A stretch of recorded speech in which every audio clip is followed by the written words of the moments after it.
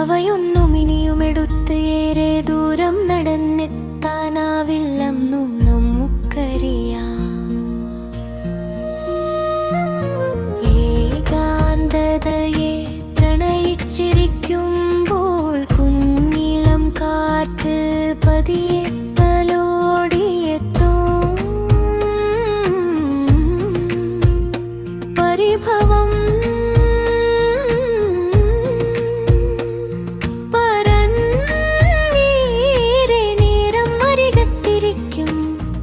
കളിക്കാൻ പൂമരച്ചോട്ടിലും തിരകളെ ചവിട്ടി കടൽപ്പുറങ്ങളിലും കൂടെ നടക്കാൻ വിളിക്കും. കിളിമൊഴിയൊക്കെയും സ്നേഹം തുളുമ്പുന്ന ഞാനുണ്ട് കൂടെ എന്ന ഗീതം പൊഴിക്കും. ഇടക്കൊക്കെ ജനൽ പടിയിൽ വന്നു എത്തി നോക്കി തിരനേരം കൂട്ടിരിക്കും തൊടിയിലെ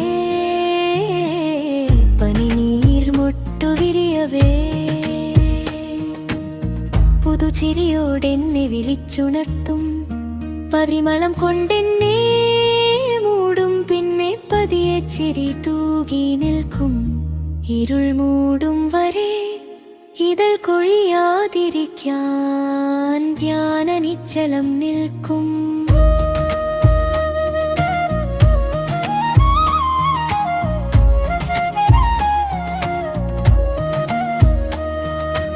ഏകാന്തതയിലേക്കുമാം വീണ് പോകുമ്പോഴാണ്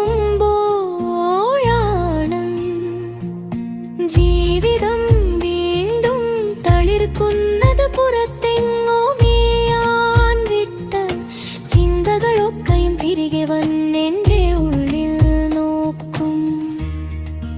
അവനവനാരണനെന്നുള്ളുള്ളറിവൂ പറഞ്ഞു തുരും.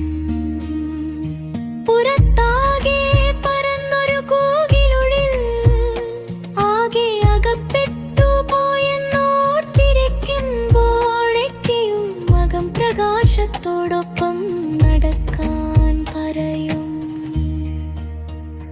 നേരെ തിരഞ്ഞു നടന്ന വഴികളൊക്കെയും വ്യർത്ഥം. ഞാൻ എന്ന നേരിനെ നേരിട്ടു കാണും വരെ എൻ മടിയും ഏകാന്തതയുടെ തീരത്തിരിക്കുമ്പോൾ